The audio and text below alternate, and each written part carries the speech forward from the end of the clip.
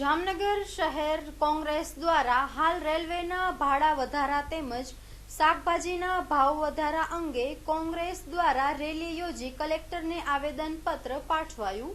NDA સરકાર દ્વારા ટૂંક સમયગાળામાં ભાવ વધારાનો ડામ દેવામાં આવતા જામનગર શહેર કોંગ્રેસ ઉગ્ર વિરોધ કરી સૂત્રોચ્ચારો સાથેની રેલી યોજી વડાપ્રધાનને સંબોધીને કલેક્ટરને આવેદનપત્ર પાઠવ્યું હતું। ચૂંટણી ઢંઢેરા વખતે એનડીએ દ્વારા મોટા વચનો આપી સત્તાના સૂત્રો અંગે કર્યા હોવાનો જામનગર શહેર જિલ્લા કોંગ્રેસ સમિતિએ આક્ષેપ કર્યો છે।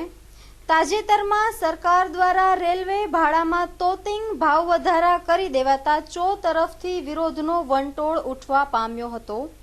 બીજી તરફ જીવન જરૂરી ઘર વપરાશની ચીજ વસ્તુઓ તેમજ શાકભાજી સહિતના ભાવ વધારાનો પ્રજાને ડામ દેવાતા શહેર કોંગ્રેસ દ્વારા સખત શબ્દોમાં વિરોધ કર્યો હતો।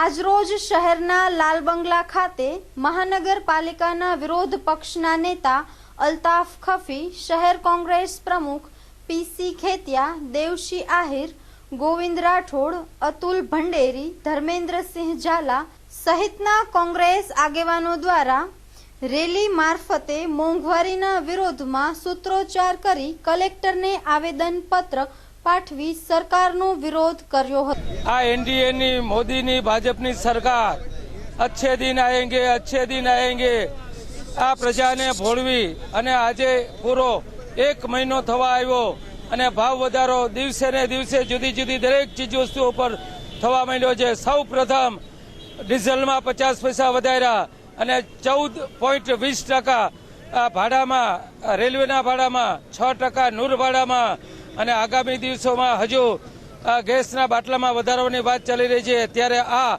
શાકભાજીના જે આજે ડુંગળીના 30 થી 40 રૂપિયા, 80, 90 રૂપિયા, ટૂંકમાં કોઈ પણ ચીજ વસ્તુના ભાવમાં કંટ્રોલ નથી થયો। આગામી દિવસોમાં ખાંડના પણ ભાવ વધારો થવાનો છે।